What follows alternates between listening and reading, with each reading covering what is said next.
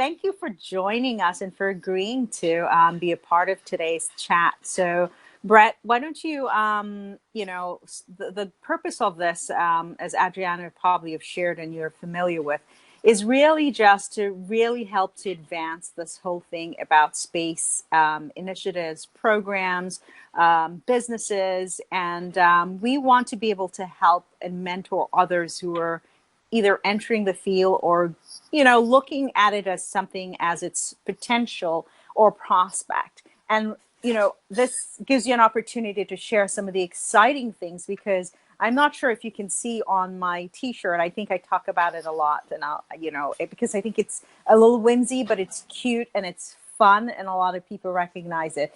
One of my I have a lifestyle brand online store, and on my t-shirts, one of the logos says, I love the sciences, but they don't love me back. And that actually is true for a lot of individuals, right? There is a little bit of gap. And then what you have to do is then make it palatable for others to really, really see this idea of what it is, and that how they can become involved, and that it's not so ugly or so dirty, or it's not so evil in that instant. And one of the things I also like about, when I was looking a little bit on your bio, is you come from, one of my things is about personal professional development. That's what I do a lot of training in. And you actually are you embody that as well, right? A little bit about where the industries that you've been into, where it is like, oh, wow, how did you even become involved? So enough of me yapping on and so on. Let's just take it and just,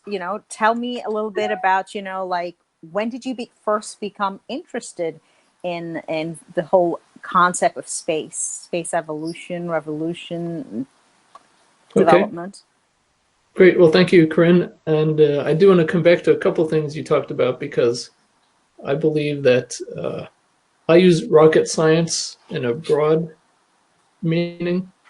And this is why I wrote the book, How to Be a Rocket Scientist, which I'll talk about more. But what I want, hopefully, us to get into is that we need a lot more than rocket scientists, people in aerospace and space exploration. We need people from all backgrounds, and even the non-technical people. We need artists, we need creative people. So we'll hopefully get into more of that. But myself, I come from the technical engineering, geeky side of things. So I started really, ever since I can remember playing with things, I was always playing with physical toys like Legos, building things. And as soon as I could go outside and throw things, I was throwing things to help them fly, or make them fly, like little balsa wood planes.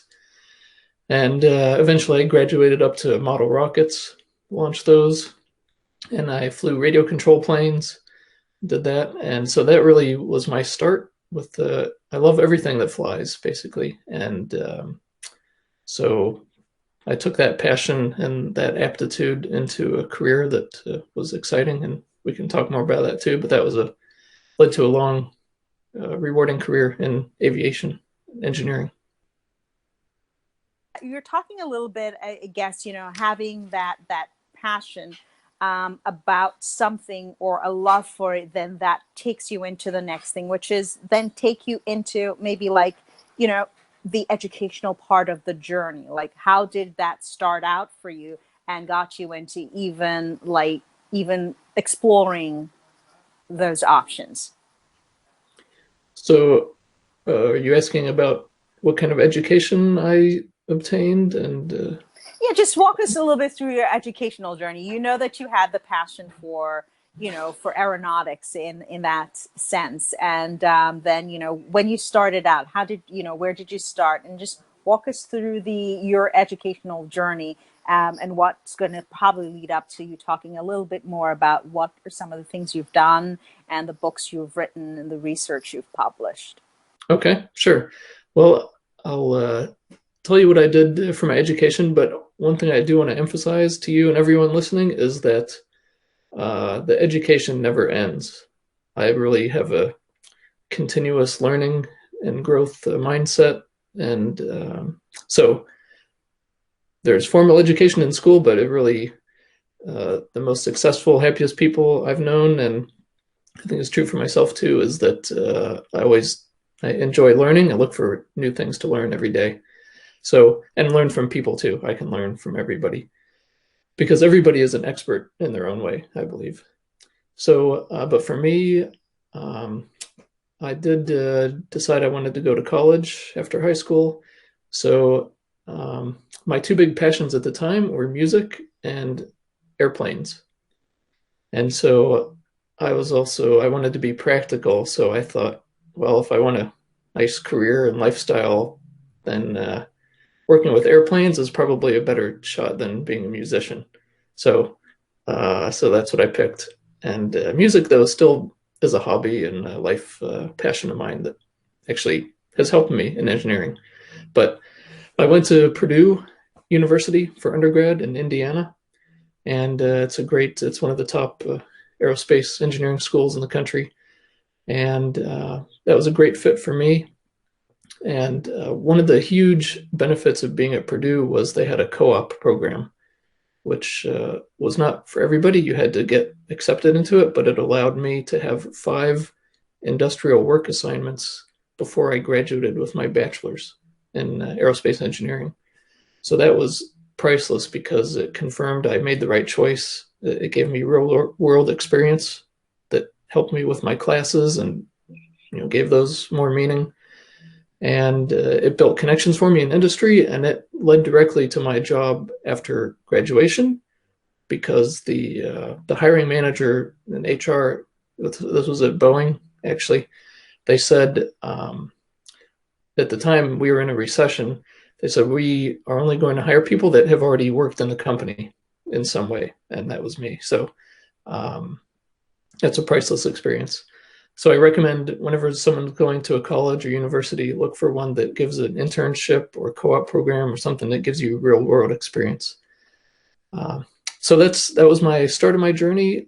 And I worked for a bit of a time. Then I went back to grad school full time to Penn State University in Pennsylvania, got a master's degree in aerospace engineering, and then went back to industry again. And since then, I've continued learning. Won't go into everything I've done, but I've gained more certifications like project management. I got a certification in that, some specializations in continuous improvement and IT management.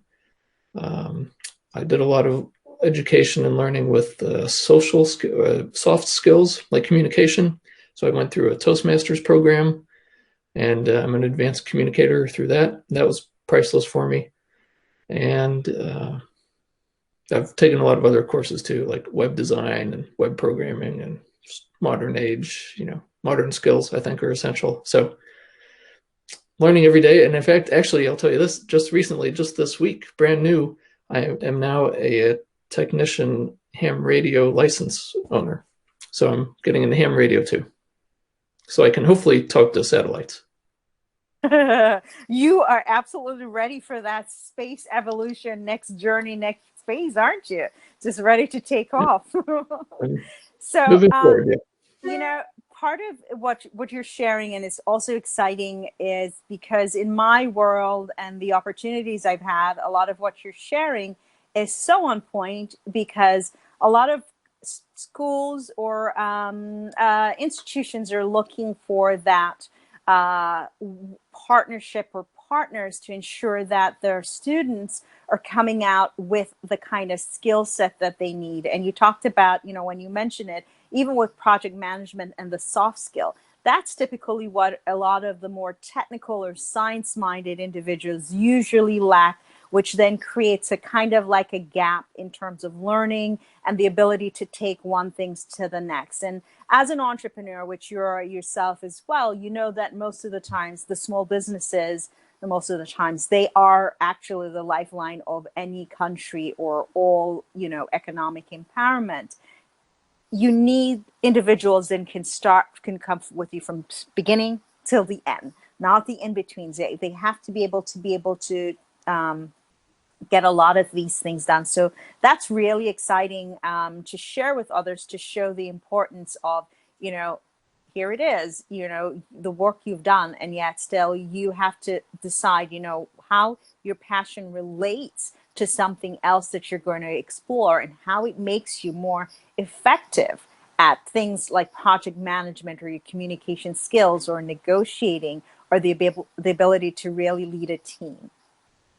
Yep, those are all essential. And I'd also say we're living in a world now where entrepreneurship is an essential skill and attitude.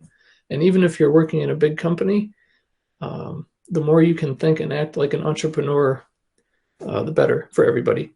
So entrepreneurial skills are also, that's something I've worked on a lot for myself and encourage in other people. So yeah, it's great to know that you care about that too. So let's take that into, I think, let's talk about maybe when we look at the world, because we're part of this is creating economic empowerment or opportunities, right? What are the next set of jobs or industries? What are these students coming out? What are their potential? What are some of the prospects for them? Just looking at data. So we can talk about maybe one or two, a little bit about like either research you've done and or books, which then leads us, you can start from there and then take us into what's your vision? Like, where do you, in your world, where do you see it's the next phase for space, right? Okay. Where we're heading. Well, I'll try and weave this all together from my journey here. So going back to those two passions I had, remember, it was music and airplanes.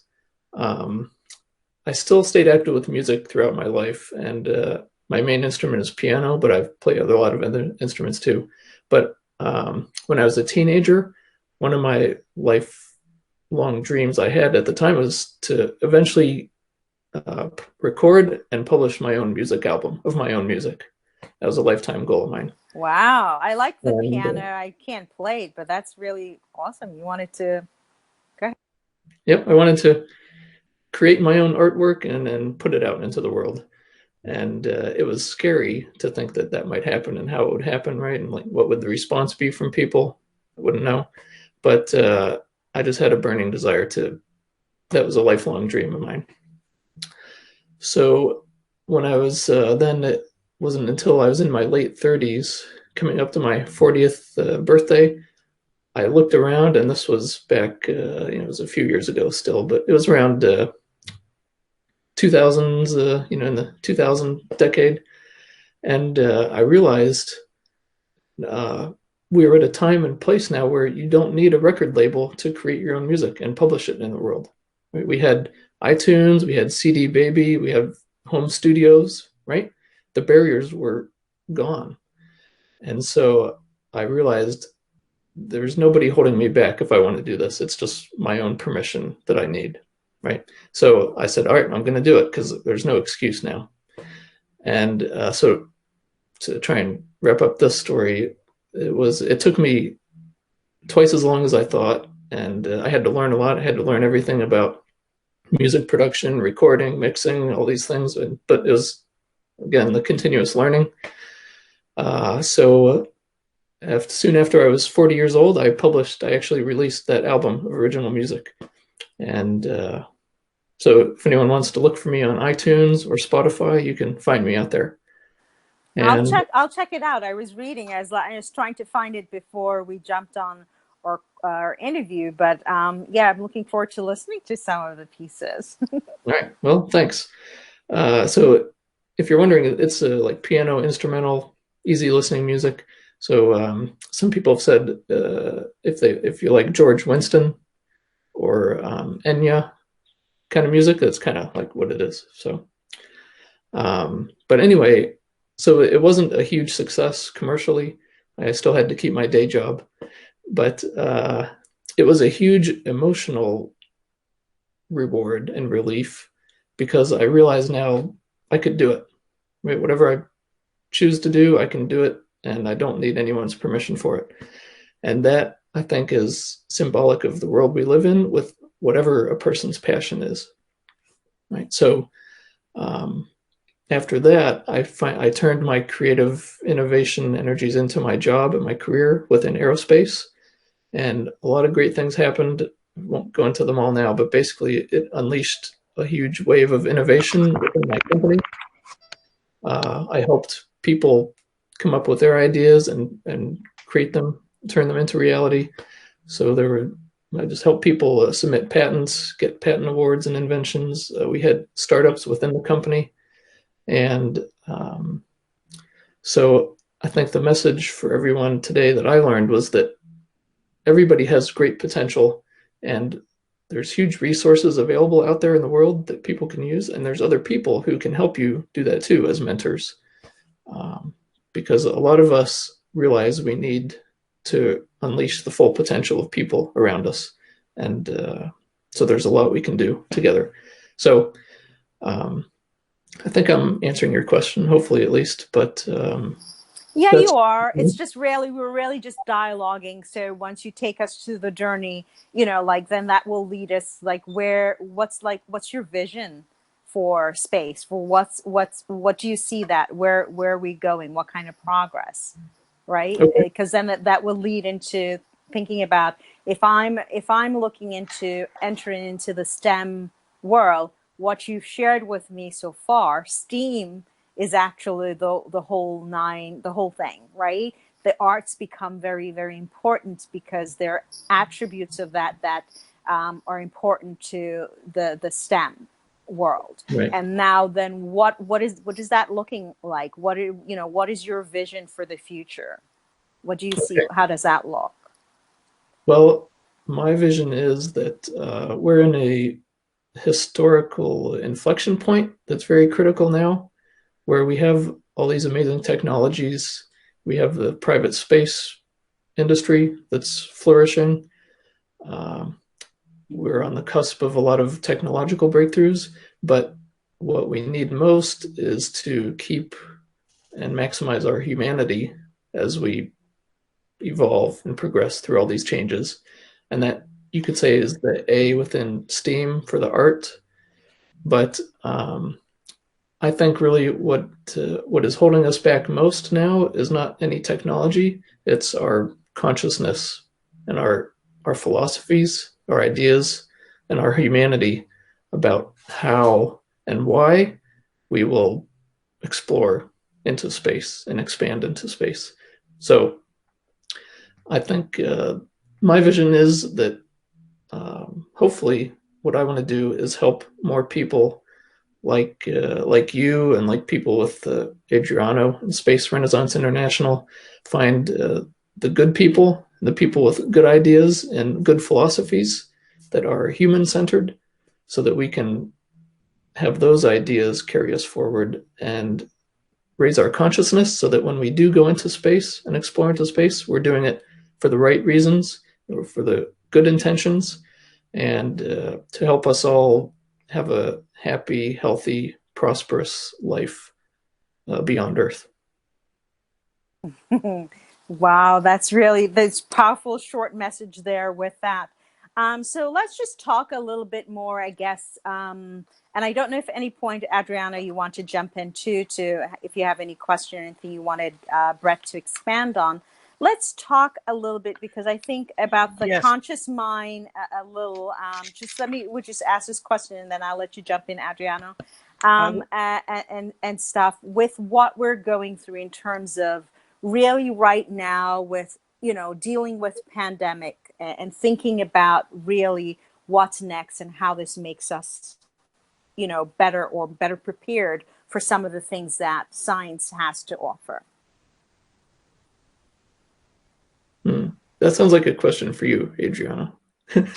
No, I just wanted to to say a few words about your passion for music. That's something that I share. I am too a non-professional musician. I play jazz with my guitar with some friends, and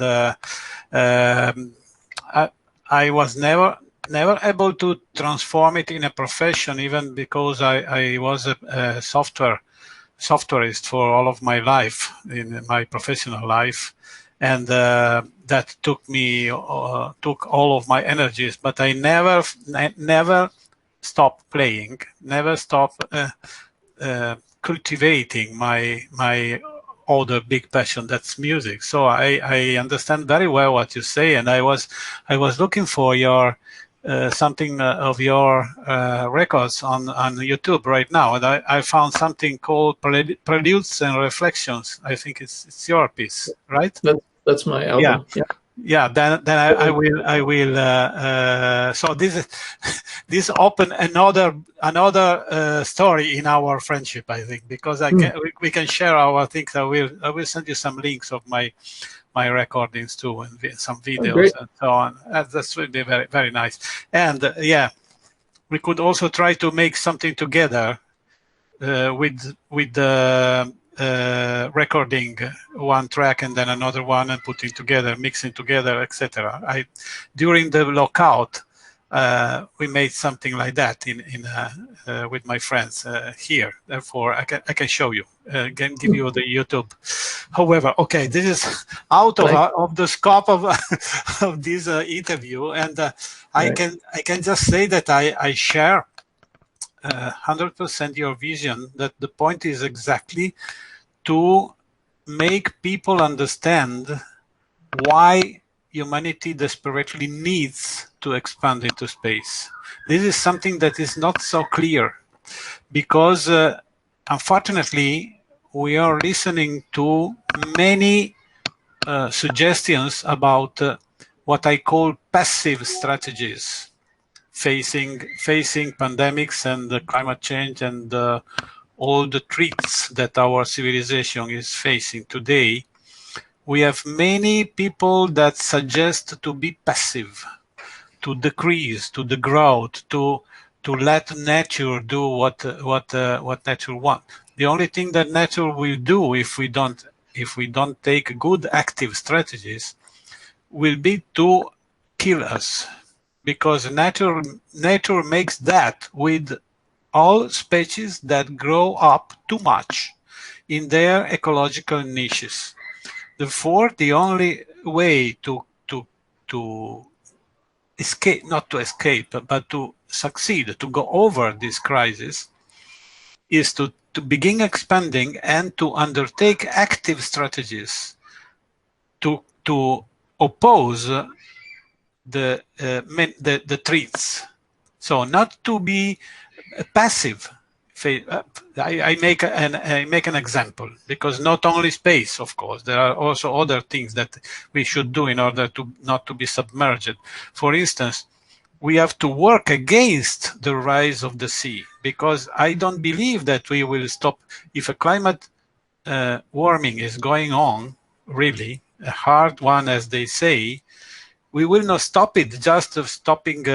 Okay, yes, we could close ourselves in our houses as we made for 3-4 months during the lockdown, but the civilization will be screwed simply. Yeah. Well, humans we cannot degrade. We cannot degrade. We have to study ways to continue growing up in space. That's the only sustainable development possible, and to opposite the real threats. So if the seas level is growing up, we have to protect our coastal towns, doing like the Netherlands people did many years ago, making fences to prevent the sea to come in. And also another thing we could do is to use the surplus of water to claim the deserts. So why not using the crisis for good? We have more water, we can desalinize it, we have technology to do that, and claim the Sahara. Sahara Desert was a forest many thousand years ago. So we can get it again and get more oxygen in the air so I definitely don't agree with the strategies to close ourselves, to renounce to expand, to renounce to develop, because in that way, let me say it, this is something like in the ancient time, when people make sacrifice to the gods in order to try to appease the gods and to say, okay, maybe I will survive in this way. But sorry, sorry, but Okay, you pull me in with your very interesting words. So okay, so we're all passionate about this, but so I come at it from I try to have a reality-based perspective, and I believe humans have a certain nature to ourselves, right? And so there's a quote from somebody famous. I don't know who said it, but he said, "A ship is safe in a harbor, but that's not what ships are for," right? And likewise, humans are meant to explore and to grow and to learn.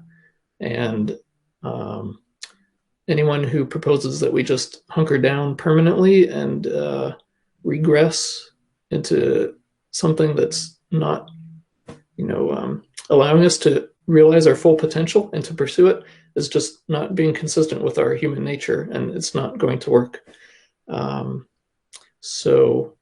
So that's why I think it's essential for us to explore beyond Earth, because that's just our nature, that's our destiny. And if we don't decide to do it, other people still will. It's going to happen with or without us. So we need people like us who really have the good intentions, who care about humanity and peace and prosperity. We need to be part of that movement. Otherwise, it's like if you want a nice lawn, you have to take active care of it or the weeds will take over, or a garden, right? If you want to grow a garden, the plants need nurturing and active care and intention. Otherwise, the weeds and the jungle will take it over. So I think we really need the same attitude and appreciation for space exploration. So actually, Brett, I'm glad you got into that, because what I was going to ask next was, if we're ready. And part of that is, the answer is both yes and no. And I think, part of that is the learning, or bringing the awareness to what is some of the next things that are coming, so that we're prepared. So why not just then talk a little bit more? We mentioned it. You mentioned a little bit in the beginning about one of your book, How to Become a Rocket Scientist, and that is just not there. It really involves more. Right. So what I think, I'm not sure what you're asking, Corrinne, but I think I'll say the first book I wrote, How to Be a Rocket Scientist, was the major purpose of that was to help young people understand that the opportunities are greater today than ever before, that we need people to go into aerospace and aviation, and it does not take a formal 4-year education in an aerospace school to do it. There's many pathways to get in there. And so in my book, I go through 10 tips for people to start their journey from wherever they are, whoever they are, as long as they can read a book. And it helps to have the internet, because then you can connect with people, you can find mentors, you can find groups to join. YouTube videos like we're creating here, right? There's amazing YouTube videos out there for anyone.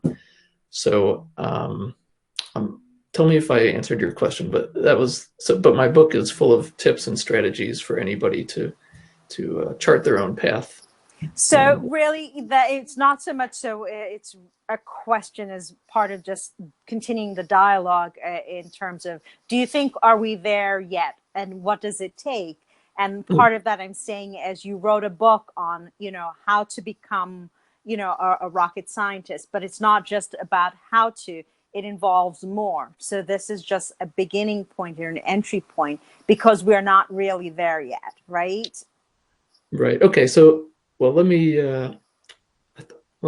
take it to the next step then. I will say, so my goal with writing that book was to help people see that you can make yourself ready. You're right. We don't have everyone we need and all the skills and knowledge we need to go into space. But then more recently, actually, during our lockdown with COVID, I realized that even more, it's not the technology holding us back, it's our consciousness and our awareness and our philosophies. So, and that made me realize we actually need to start younger with people and help the youngest generations among us have the right attitude and philosophy to take us where we need to.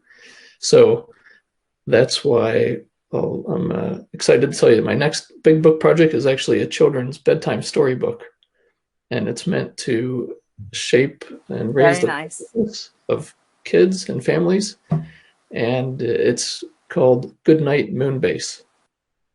So it'll be a takeoff of the popular famous book Goodnight Moon, but instead of saying goodnight to the moon, this book will have kids say goodnight on the moon, on a moon base.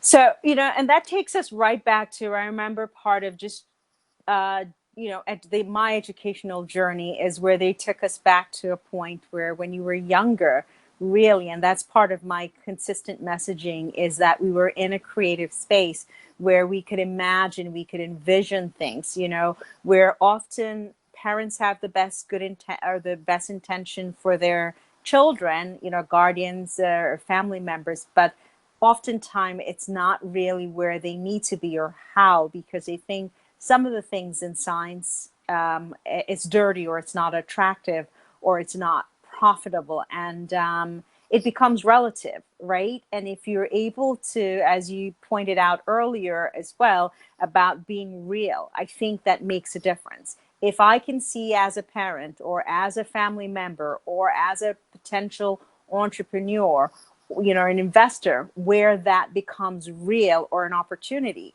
I can bite into it. I can break it apart to see where that I can help to take it to the next level.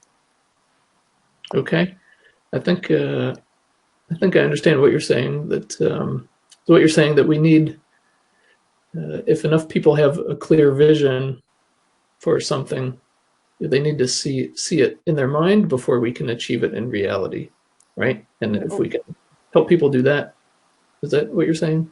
Well, in essence, right. We need more of that. What you're doing, the book, being, and helping people to then see that, or parents to see, starting with, putting them back in a space when they were younger themselves, so that they can actually, imagine it. They can see it, that it's possible. It's not just, fantasy.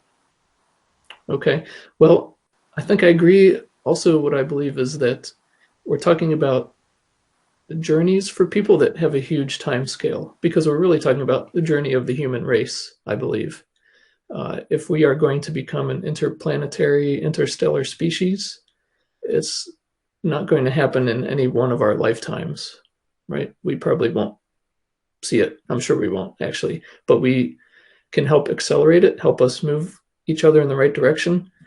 And so I believe when somebody gains that vision as a young child, it can carry them throughout their whole life, right? Because we know, like from hearing astronauts talk about their careers, a lot of them say it's just what I wanted to do ever since I was a little girl or a little boy, right? And it took them their whole life to achieve it, right?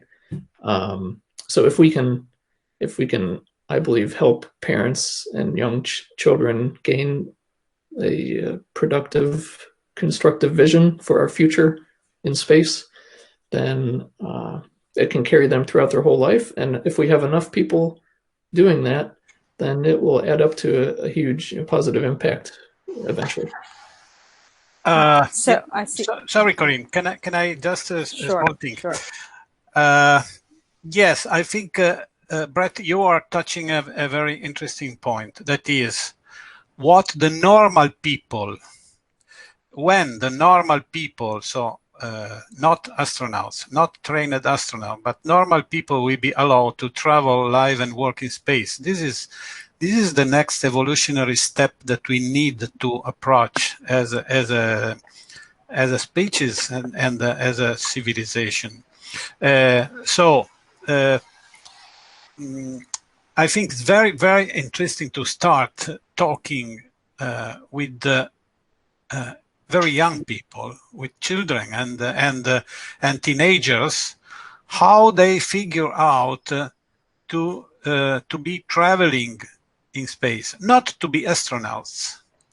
Not everybody, not all the people who travel on airplanes are pilots, nor stewards or hostesses. They are simply passengers. I think what we should begin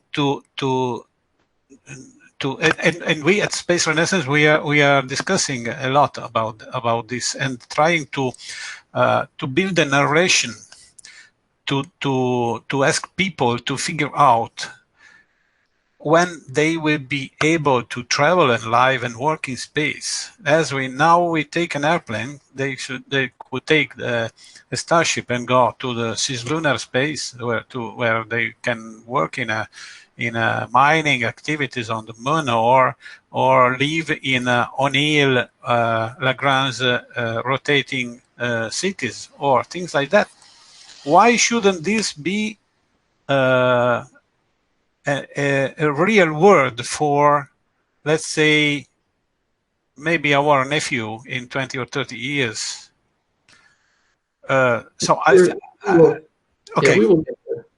Yeah, the space tourism is exciting. Right? That's one of your focuses within Space Renaissance International, right? So I'm confident we'll get there, and we're heading there quickly. So it's exciting, and I agree that aviation is a good analogy. It's most people that have the benefits of airplanes now are not pilots or aviation experts, right? So. All right, so Brett, I don't know if you want to give us one last thought, one last thing that we needed, you need to share with us as a mentor for others who are listening in, what to expect or, how to navigate. Okay, well, I'd say thank you again to both of you for letting me have this conversation with you. I'm honored, and I hope it helps some other people, gives them inspiration. I will say, if anyone is interested to learn how they could move into aerospace or aviation, you can go to my website and request a free chapter for my book. I have 10 chapters. You can pick any one, get it for free. That's at howtobearocketscientist.com. And you can get the entire book on Amazon if you want that. But I'll also say, as I told you, I think we need to work on helping people even younger as soon as possible to have a vision for what is possible.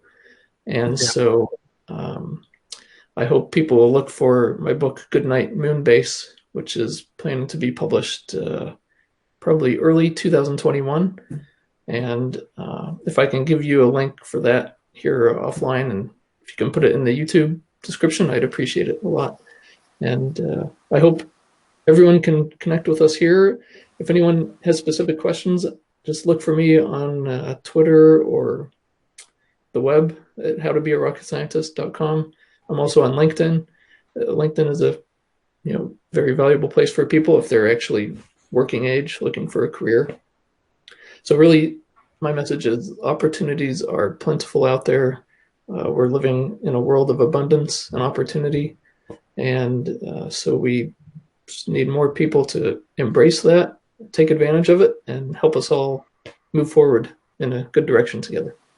Okay, I think I'm going to connect with you. I'm not sure that we're connected on LinkedIn, and I have a colleague who I know deals with curriculum in terms of just a lot of different things in aeronautics and so on as part of that. So this might be something they might be interested in chatting with you or have you on one of their virtual calls that they're doing currently. So I'll definitely post that up once with a link. But thank you. I'll leave the last word for Adriano so he can wrap up. But thank you for sharing. It was great chatting with you. And I look forward to listening to some of your music. That jam session between you and Adriana has got to be awesome. When we get to meet in person, we'll probably do an event.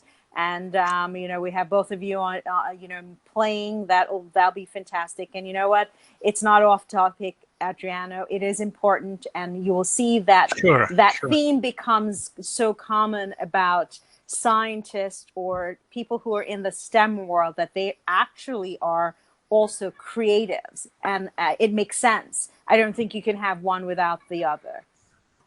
For sure, Corrine. Music is a language. is a language that talks directly to our emotional sphere, to our heart. So it's very, very important.